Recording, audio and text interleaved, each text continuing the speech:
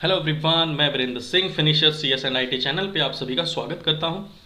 और MS office में power point application के बारे में हम पढ़ रहे थे, जिसकी हमारी 2 वीडियोज़ आ चुकी हैं। एक में हमने थ्योरी का पार्ट किया था और एक वीडियो में हमने क्वेश्चन आंसर्स की थोड़ी सी प्रैक्टिस की थी। इस वीडियो में हम सभी शॉर्टकट कीज़, बेसिक से लेकर एडवांस लेवल तक की सभी शॉर्टकट कीज़ के बारे में डिस्कस करने वाले हैं। और इससे नेक्स्ट जो वीडियो आएगी उसमें हम दोबारा से क्वेश्चन आंसर्स की प्रैक्टिस करेंगे। MS पावर पॉइंट से पिछली बार जब भी HSSC में एग्जाम्स हुए हैं तो जो क्वेश्चंस पूछे गए थे वो क्वेश्चंस और उनसे जुड़े हुए कुछ और क्वेश्चंस हम प्रैक्टिस करेंगे। तो आज की ये वीडियो शुरू करते हैं। सबसे पहली शॉर्टकट की जो होती है वो होती है कंट्रोल के साथ हम A को प्रेस करते हैं सभी ऑब्जेक्ट्स को सिलेक्ट करने के लिए।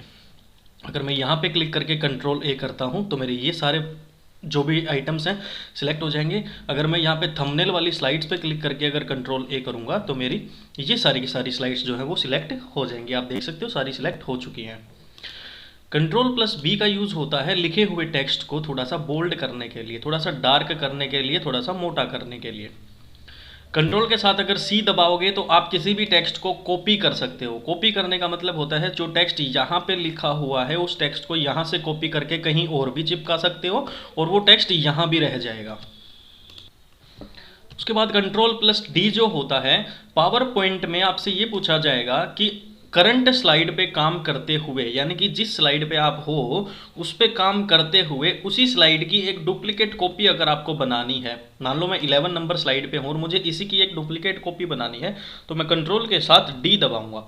तो देखो यहाँ पे 11 और 12 दोनों सेम हो गए, यानी कि 11 की कॉपी बन के आ गई है हमारे पास 12 में। उसको डिलीट करने के लिए उसके ऊपर सिलेक्ट करके डिलीट की दबा दो, वो डिलीट हो जाएगी। तो अपनी जिस स्लाइड पे हम काम कर रहे होते हैं उसी स्लाइड के सेम टू सेम हमें एक और स्लाइड अगर बनानी होती है तो हम सिंपल सा कंट्रोल के साथ D प्रेस करते हैं। D से ही बनता है डुप्लीकेट। कंट्रोल के साथ E यूज़ करते हैं हम लिखे हुए को सेंटर में करने के लिए। अगर इसको हमें राइट साइड में करना होता है तो आप लोगों को पता है कंट्रोल के साथ हम R दबाते हैं। इसी को लेफ्ट में लेके आना है तो हम कंट्रोल के साथ L दबाते हैं और इसको सेंटर में लेके आना है, बीच में लेके आना है तो हम कंट्रोल के साथ E दबाते हैं। अब आपकी पावर पॉइंट की स्लाइड्स में अगर आपको कुछ फाइंड आउट करना है, कुछ ढूंढना है तो आप कंट्रोल के साथ F दबाओगे तो कुछ ऐसा डायलॉग बॉक्स आपको सामने ऊपर आएगा। इसमें आप कुछ भी लिख के सर्च करोगे तो उस चीज़ को आप इसमें ढूंढ सकते हो। तो कंट्रोल के साथ F और F से ही बनता है क्या, फाइंड। कंट्रोल के साथ जब आप G दबाते हो तो G क्या करता है, कुछ आइटम्स का एक ग्रुप बना देता है। कैसे ग्रुप बना देता है, देखो यहाँ पे मैंने 3 आइटम लिए हैं, एक ऑरेंज कलर का, एक ब्लू कलर का और इसमें हम दूसरा कलर कर देते हैं, इसमें हम कुछ ग्रीन कलर कर देते हैं। तो 3 आइटम्स मेरे पास यहाँ पे हैं। अब इन तीनों आइटम्स का मैं एक ग्रुप बनाना चाहता हूँ तो मैं क्या करूँगा, पहले कंट्रोल की प्रेस करके मैं करता हूँ तीनों को सिलेक्ट, 1 2 और 3, तीनों को सिलेक्ट कर लिया। अब तीनों को सिलेक्ट करने के बाद मैं जैसे ही उसके साथ G को प्रेस करूंगा तो देखो तीनों के तीनों जो थे वो एक ग्रुप में बन गए हैं, एक बॉक्स के अंदर बन गए हैं। अब अगर मैं कुछ भी फॉर्मेटिंग इसके अंदर करूंगा तो वो सभी के साथ एक साथ चेंज हो जाएगी, तीनों का सेम चेंज हो जाएगा। अब बात आती है कि ग्रुप तो बना दिया कंट्रोल G के साथ, G से बनता है ग्रुप। अब इसको अनग्रुप करना है, यानी कि पहले जैसा ही करना है, तीनों को अलग अलग करना है। तो कंट्रोल G के साथ हम और क्या प्रेस कर देंगे, शिफ्ट की को प्रेस कर देंगे तो तीनों अलग अलग हो जाएंगे। ये होता है कंट्रोल के साथ G दबाने का रिजल्ट। और अनग्रुप करने के लिए कंट्रोल शिफ्ट के साथ हम G को दबाते हैं। कंट्रोल के साथ जब हम H दबाते हैं तो हमारे पास कुछ ऐसा पॉपअप ओपन होता है जो रिप्लेस का होता है। रिप्लेस का मतलब होता है एक के स्थान पे दूसरी चीज़ लेके आना। पहला ऑप्शन जो है फाइंड वर्ड का, वहाँ पे हम कोई भी शब्द लिखते हैं। दूसरा ऑप्शन होता है कि उस शब्द को किसके साथ रिप्लेस करना है, वो शब्द लिखते हैं। जैसे ही फिर हम फाइंड नेक्स्ट पे या रिप्लेस ऑल पे क्लिक करेंगे तो वो चेंज हो जाएगा। तो कंट्रोल के साथ H दबाया जाता है एक शब्द की जगह पे दूसरा शब्द लेके आने के लिए दोस्तों। कंट्रोल+I का यूज़ होता है इटैलिक करने के लिए। इटैलिक का मतलब होता है जो भी हमारा टेक्स्ट होता है उसको थोड़ा सा हम टेढ़ा कर देते हैं। तो देखो थोड़ा सा टेढ़ा हो गया जैसे ही मैंने कंट्रोल+I किया। तो कंट्रोल+J होता है जस्टिफाई करने के लिए। जस्टिफाई का क्या मतलब होता है दोस्तों, देखो मैं प्रैक्टिकल करके दिखाता हूँ आप लोगों को, एक सेकेंड। जैसे ही मैं इस सारे को सिलेक्ट करता हूँ और मैं करता हूँ कंट्रोल+R तो ये कहाँ चले गए, राइट साइड में चले गए। अब मैं क्या करूँगा, कंट्रोल के साथ जैसे ही मैं जे दबाऊंगा तो ये बिल्कुल लेफ्ट साइड में लाइन के साथ आ जाते हैं और कोई स्पेस इनके आगे नहीं रहता है और बिल्कुल एक लाइन में ये आ जाते हैं। तो इसको बोला जाता है जस्टिफाई करना। सेंटर में करने के लिए मैंने ई दबाया है कंट्रोल के साथ। कंट्रोल के साथ अगर के दबाते हैं तो कोई हाइपर लिंक डालने के लिए हम दबाते हैं। हाइपर लिंक का क्या मतलब होता है, जैसे मान लो ये थंबनेल का जो हमारे पास ये है वर्ड है, इसके ऊपर मैं क्या करता हूँ, कंट्रोल के साथ के दबाता हूँ तो एक विंडो ओपन होगी। यहाँ पे मेरे पास कुछ फाइल्स हैं, फोल्डर्स हैं या फिर कोई लिंक है, कुछ भी है। मैं उसके ऊपर जैसे ही क्लिक करूँगा और तो देखोगे थंबनेल जो वर्ड था उसके नीचे एक लाइन बन के आ गई है। इसका क्या मतलब है कि अब ये जो थंबनेल वर्ड है ये सिर्फ एक वर्ड नहीं रहा, ये एक हाइपर लिंक बन गया है। जैसे ही कोई और मेरी प्रेजेंटेशन को देखेगा या यूज़ करेगा और वो इस वर्ड पे ऊपर क्लिक करेगा तो ये वर्ड जो है उसको उस फाइल पे लेके जाएगा जो फाइल मैंने इसके ऊपर अभी हाइपरलिंक की है कंट्रोल के साथ के की हेल्प से। तो हाइपरलिंक के लास्ट में के आता है और कंट्रोल प्लस के, तो इस हिसाब से आप याद रख सकते हो। कंट्रोल के साथ एल मैं बता चुका हूँ, लिखे हुए टेक्स्ट को लेफ्ट में लेके आने के लिए हम कंट्रोल के साथ एल दबाते हैं। कंट्रोल के साथ एम दबाया जाता है अगर हमें अभी जिस स्लाइड पे हम काम कर रहे हैं उसके बाद अगर हमें एक नई स्लाइड निकालनी है, नई स्लाइड हमें ओपन करनी है, तो हम कंट्रोल के साथ एम दबाते हैं तो हम नई स्लाइड हमारे पास आ जाती है। और अगर हम कंट्रोल के साथ एन दबाते हैं तो नई प्रेजेंटेशन ओपन हो जाती है। दोस्तों नई प्रेजेंटेशन से मतलब है कि एक अलग ही विंडो ओपन हो गई है। जिस विंडो पे हम काम कर रहे थे देखो उससे अलग एक विंडो हमारे पास नई विंडो ओपन हो गई है नई प्रेजेंटेशन बनाने के लिए। तो कंट्रोल प्लस एन हमेशा याद रखना, कंट्रोल प्लस एन से न्यू प्रेजेंटेशन ओपन होती है, ना कि कोई नई फाइल ओपन होती है या नया फोल्डर ओपन होता है, नहीं। और जिस स्लाइड के ऊपर हम काम कर रहे हैं उससे नेक्स्ट हमें एक नई स्लाइड ओपन करनी है तो उसके लिए कंट्रोल के साथ हम एम दबाते हैं।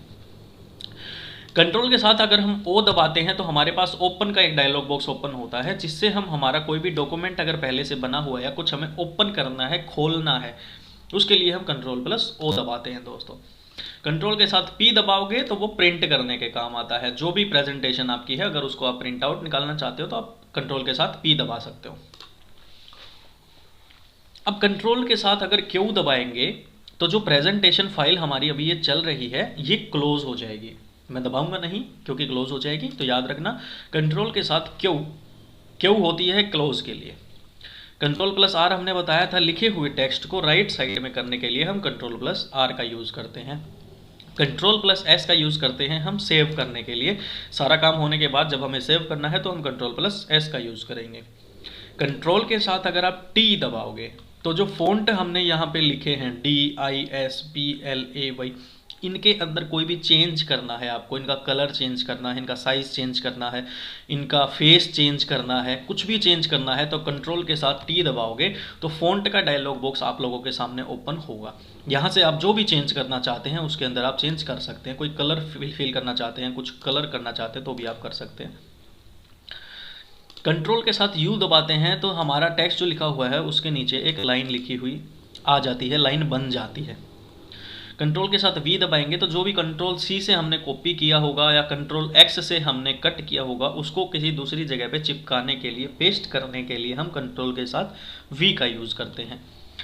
और हमारी पीपीटी को क्लोज करना है हमें तो हम कंट्रोल के साथ डब्ल्यू दबाते हैं। कंट्रोल प्लस क्यू से हमारी प्रेजेंटेशन फाइल, जिस फाइल को, जिस पीपीटी को या जिस स्लाइड को हम अभी प्रेजेंट कर रहे हैं वो क्लोज होती है। और कंट्रोल प्लस डब्ल्यू के साथ पूरी की पूरी पीपीटी, हमारी जो प्रेजेंटेशन चल रही है पूरी की पूरी पीपीटी क्लोज हो जाती है। ये फर्क होता है कंट्रोल क्यू और कंट्रोल डब्ल्यू में। एक्स का यूज़ होता है कंट्रोल कट करने के लिए, किसी भी टेक्स्ट को कट करना है। कॉपी और कट में फ़र्क यही होता है कि कॉपी में आप जो कॉपी करते हो कहीं और पेस्ट करते हो वो वहाँ भी रह जाता है और दूसरी जगह पे चला जाता है। कंट्रोल प्लस एक्स करते हो, कट करते हो तो वहाँ से वो चीज़ बिल्कुल गायब हो जाती है और दूसरी जगह पे उसको आप पेस्ट कर सकते हो। कंट्रोल के साथ अगर वाई दबाते हैं तो रीडू का ऑप्शन आता है और कंट्रोल के साथ अगर जेड दबाते हैं तो अंडू का ऑप्शन आता है। फॉर एग्जांपल अंडू लिखने के बाद मैंने यहाँ पे कोई टेक्स्ट लिखा, अब मैं चाहता हूँ मैंने ये गलत लिख दिया तो मैं क्या करूँगा, कंट्रोल प्लस जेड दबाऊंगा, मैं फिर से वहीं आ जाऊँगा। अब मैं चाहता हूँ नहीं मैं दोबारा वहीं जाना चाहता हूँ तो मैं कंट्रोल के साथ वाई दबाऊंगा, मैं फिर से वहीं आ जाऊँगा। तो कंट्रोल वाई रीडू के लिए होता है और कंट्रोल जेड अंडू के लिए होता है। F5 की जो होती है उस प्रेजेंटेशन को रन करने के लिए होती है, लेकिन F5 की क्या करेगी, बिल्कुल स्टार्टिंग से आपकी प्रेजेंटेशन को रन करेगी। ना कि जिस करंट जिस स्लाइड पे हम हैं उसको नहीं प्ले करेगी। F5 क्या करेगा, बिल्कुल स्टार्टिंग से आपको प्रेजेंटेशन शो करेगा। लेकिन शिफ्ट के साथ जब आप F5 दबाओगे, यहाँ पे देखिए शिफ्ट के साथ जब आप F5 दबाओगे तो जो अभी स्लाइड चल रही है उसके साथ प्रेजेंटेशन स्टार्ट हो जाएगी। जैसे अगर मैं शिफ्ट के साथ F5 दबाता हूँ तो देखो हमारा एक प्रेजेंटेशन स्टार्ट हो जाएगा। अभी तक तो हमारा जो पावर पॉइंट था वो सिर्फ नॉर्मल विंडो में ओपन था। अब जिस स्लाइड पे हम थे उसी स्लाइड से हमारी प्रेजेंटेशन स्टार्ट हो गई है। यहाँ से हम स्लाइड्स पे काम कर सकते हैं। उसके बाद अगर यहाँ से वापस हमें जाना है तो हम एस्केप की का यूज़ करते हैं। तो एस्केप जैसे ही मैं दबाऊंगा तो हम देखो वापस से वहीं पे आ गए हैं।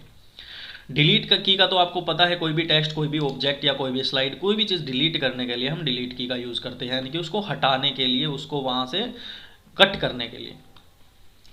पेज डाउन की होती है एक आपके कीबोर्ड में जिस पे PGDN लिखा होता है। पूरा पेज डाउन नहीं लिखा होता उस बटन पे, PG पेज का PG और डाउन का DN वहाँ पे लिखा होता है। पेज डाउन का मतलब होता है अगली स्लाइड पे जाने के लिए, और पेज अप का मतलब होता है पीछे वाली स्लाइड पे जाने के लिए। तो ये याद रखना।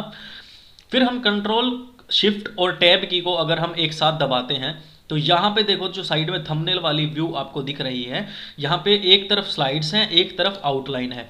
जैसे ही मैं आउटलाइन पे क्लिक करूंगा तो मेरे पास कुछ ऐसा इंटरफेस ओपन होता है जहां पे आप अपनी स्लाइड्स में दिए हुए डेटा को यहाँ पे भी एडिटिंग कर सकते हैं। तो स्लाइड और आउटलाइन इन दोनों के बीच में स्वाइपिंग कराने के लिए जिस की का हम यूज करते हैं उस की को क्या बोला जाता है, कंट्रोल के साथ शिफ्ट और टैब की वहां पे दबाया जाता है। अब फ़ॉन्ट का साइज अगर बड़ा करना है, इन फ़ॉन्ट्स का साइज अगर आपको बड़ा करना है तो बेसिकली देखो सिलेक्ट करोगे तो आपके सामने ये एक नॉर्मल विंडो तो ओपन होती है, लेकिन ये कोई पूछेगा नहीं आपसे। आपसे पूछा जाएगा कि साइज इंक्रीज करने के लिए पावर पॉइंट के अंदर किस शॉर्टकट की का यूज़ किया जाता है। तो कंट्रोल के साथ जब आप स्क्वायर ब्रैकेट वाली की को दबाते हो तो देखो फ़ॉन्ट साइज आपका ज़्यादा हो जाता है। उसी कंट्रोल के साथ स्क्वायर ब्रैकेट स्मॉलर देन वाली दबाते हो तो आपका कम हो जाता है साइज़। तो ये बात आपको याद रखनी है पावर पॉइंट के अंदर। वहीं पे अगर हम MS वर्ड की बात करें तो हम कंट्रोल की के साथ ग्रेटर देन का साइन दबाते हैं बड़ा करने के लिए, और कंट्रोल की के साथ स्मॉलर देन का साइन दबाते हैं छोटा करने के लिए साइज का। शिफ्ट के साथ F3 जब हम दबाते हैं तो हमारा जो लिखा हुआ होता है ना उसके केस चेंज हो जाते हैं। केस का मतलब क्या होता है, वो स्मॉल में हो जाएगा, कैपिटल में हो जाएगा। तो दबा के देखते हैं शिफ्ट के साथ F3 तो देखो चेंज हो गया, केस सारे बड़े हो गए, फिर से दबाया तो सारे छोटे हो गए। तो शिफ्ट के साथ F3 दबाएंगे तो हमारे जो भी लिखे हुए फॉन्ट हैं उन कैपिटल में या स्मॉल में बदल जाएंगे। अब बात आती है जो चार आपके पास एरो की होती हैं, right arrow, left arrow, up arrow, down arrow. Basically इनका काम होता क्या है, कई बार आपकी प्रेजेंटेशन में आप कुछ पैराग्राफ्स डालेंगे या कोई ऐसे आपको लिखना है, लेटर आपको लिखना है या ऐसा कुछ पैराग्राफ आप डालेंगे। बेसिकली पैराग्राफ के लिए होते हैं चारों। यहाँ पे क्या होता है, ऑल्ट की, शिफ्ट की के साथ right arrow, left arrow, up arrow और डाउन एरो क्या काम करते हैं। की सेम होती है ऑल्ट के साथ शिफ्ट की। तो अगर आपको पैराग्राफ को डिमोट करना है, अगर आपको पैराग्राफ को प्रमोट करना है, डिमोट और प्रमोट क्या होता है देखिए, मतलब एक होता है मेन पैराग्राफ। जैसे मान लो अगर मैं इस टेक्स्ट को सिलेक्ट करके इसको थोड़ा सा छोटा कर दूं तो ये क्या कर रहा हूं मैं, ये डिमोशन कर रहा हूं, यानी कि ऊपर वाली लाइन जो है वो इस लाइन से थोड़ी सी ज़्यादा इंपॉर्टेंट नज़र आ रही है, थोड़ी सी ज़्यादा नज़र आ रही है। तो ऐसे ही पैराग्राफ्स के बीच में आपको डिमोट करना है, यानी कि वो पैराग्राफ थोड़ा सा कम इंपॉर्टेंट करना है, तो आप क्या दबाओगे, राइट एरो दबाओगे। उस पैराग्राफ को थोड़ा सा ज़्यादा आपको शो करना है, थोड़ा सा आगे लेके आना है, तो आप शिफ्ट और अल्ट के साथ लेफ्ट की दबाओगे। फिर आपको उस पैराग्राफ को थोड़ा सा ऊपर लेके जाना है नीचे वाले पैराग्राफ से, तो आप अल्ट शिफ्ट के साथ ऊपर वाली की दबाओगे, अप एरो की दबाओगे। फिर उसी पैराग्राफ को थोड़ा सा नीचे लेके आना है तो आप अल्ट शिफ्ट के साथ डाउन एरो की दबाओगे दोस्तों। ठीक है, ये काम होता है जब हम ऑल्ट और शिफ्ट के साथ हमारे right, left, up, down arrow की का यूज करते हैं। अभी हमने देखा था कंट्रोल के साथ P दबाते हैं तो प्रिंट कमांड ओपन होती है। अब दोबारा से हम कंट्रोल प्लस P देख रहे हैं, लेकिन ये कंट्रोल P कब के लिए है, जब हम प्रेजेंटेशन कर रहे होते हैं, जब हम स्लाइड शो कर रहे होते हैं, वहां पे अगर हम कंट्रोल P दबाते हैं तो हमारा पेन लिखने वाला जो टूल होता है वो हमारा स्टार्ट हो जाता है। फॉर एग्जाम्पल जैसे अभी हम यहाँ पे आ गए हैं, लेकिन अभी हमारे माउस का कर्सर यहाँ पे एक्टिव है। ठीक है दोस्तों, यहाँ पे मैं क्या दबाऊंगा, कंट्रोल के साथ हमारी स्लाइड पे आने के बाद, प्रेजेंटेशन पे आने के बाद, ये जो पेन का साइन अब आपको दिख रहा है, Ctrl+P दबाने से ये पेन एक्टिवेट हो जाता है। और लिखे हुए को अगर आपको डिलीट करना है तो आप क्या करोगे, इरेज कर दोगे ई बटन दबा के। और ये जो पेन यहाँ पे आया हुआ है, इस पेन को आपको हटाना है, लेकिन आप राइट क्लिक करके नहीं हटाना चाहते तो आप क्या करोगे, एस्केप की एक बार दबाओगे तो वो पेन का जो साइन था वो आपका माउस के कर्सर में बदल जाता है। वहीं फिर आप कंट्रोल के साथ अगर ए दबाते हो तो पेन जो होता है वो पॉइंटर में बदल जाता है। वहीं आपको अगर इसको हाइड करना है तो कंट्रोल के साथ आप एच दबाओगे तो देखो माउस का कर्सर चला गया है आपका। फिर से माउस को अगर आप हिलाओगे तो वो वापस भी आ जाएगा। इसी के साथ Ctrl+H जो होता है वो हाइड करने के लिए होता है। और स्लाइड नंबर के साथ अगर हम एंटर दबाते हैं, मान लो हम पहली स्लाइड पे हैं और हमें 50वीं स्लाइड पे जाना है, तो हम 50 एंटर ऐसे दबा देंगे तो हम उस स्लाइड के ऊपर पहुंच जाएंगे डायरेक्ट। अब बात आती है, कंट्रोल के साथ सी दबाते हैं तो कॉपी होता है, लेकिन Ctrl+C के साथ अगर शिफ्ट भी साथ में प्रेस कर देते हैं तो जो फॉर्मेटिंग हमारी उस शेप पे या उस चीज़ पे जो फॉर्मेटिंग हुई होती है, जो कलर उस पे हुआ होता है, जो फेस उसका हुआ होता है, उस चीज़ को कॉपी करने के लिए हम Ctrl+C के साथ शिफ्ट दबाते हैं। और फिर उस फॉर्मेटिंग को किसी और जगह पे पेस्ट करने के लिए हम Ctrl+V नहीं, Ctrl+V के साथ शिफ्ट की को भी प्रेस करते हैं। प्रेजेंटेशन के दौरान हमारी स्क्रीन को बिल्कुल ब्लैक करना है तो बी बटन दबाओगे, और अगर आपको वाइट करने हैं कलर, अपनी प्रेजेंटेशन का कलर वाइट करना है तो W दबाते हैं, W means white, B for black. अगली स्लाइड पे जाने के लिए हम N दबाते हैं, पिछली स्लाइड पे जाने के लिए हम P दबाते हैं, P for previous, N for next. F1 से हेल्प विंडो ओपन होती है, अगर आपको कोई भी MS पावर पॉइंट से कोई भी हेल्प लेनी है तो आप F1 की दबा सकते हो वहाँ पे। F7 जो होती है वो स्पेलिंग चेक करने के लिए होती है। F7 और से ही स्पेल बनता है, स्पेलिंग बनती है, तो F7 स्पेलिंग याद रह जाएगा। F12 से क्या होता है, सेव एज का डायलॉग बॉक्स ओपन हो जाता है, तो आप अपनी प्रेजेंटेशन को सेव एज कर सकते हो, किस चीज़ में सेव करना चाहते हो, PDF में सेव करना चाहते हो, कहाँ पे सेव करना चाहते हो, उसको नाम क्या देना चाहते हो। और फाइनली एस्केप की आप 2 बार दबाते हो, 1 बार दबाते हो तो आप अपनी स्लाइड शो जो भी प्रेजेंटेशन आप पेश कर रहे थे वो ख़त्म हो जाती है। तो यहाँ से आई थिंक आपके जो मेन शॉर्टकट कीज थे MS पावर पॉइंट में वो सारे के सारे हम कवर कर चुके हैं। उम्मीद करता हूँ सारे के सारे आप लोगों को समझ भी आए होंगे, और अगर एक बार में याद ना हो तो वीडियो को फास्ट फॉरवर्ड करके आप दोबारा भी देख सकते हो। और इसी के साथ हमारे पावर पॉइंट का मेन थ्योरी का टॉपिक जो था और शॉर्टकट कीज का टॉपिक जो था वो यहाँ पे ख़त्म होता है। अब पावर पॉइंट के कुछ क्वेश्चंस हैं जो प्रीवियस ईयर एग्जाम्स में आए हैं, उनसे रिलेटेड हम क्वेश्चन आंसर्स की प्रैक्टिस करेंगे हमारी आने वाली वीडियो में। तो धन्यवाद दोस्तों, अगर वीडियो पूरी देखी है आपने और आपको अच्छी लगी है तो लाइक का बटन जरूर दबाना, और अगर आपने चैनल अभी तक सब्सक्राइब नहीं किया है तो प्लीज़ चैनल को सब्सक्राइब कर लेना और बेल आइकन दबा लेना, ताकि फ्यूचर में जो भी वीडियो आए उसकी नोटिफिकेशन आप लोगों तक पहुँचती रहे। धन्यवाद दोस्तों।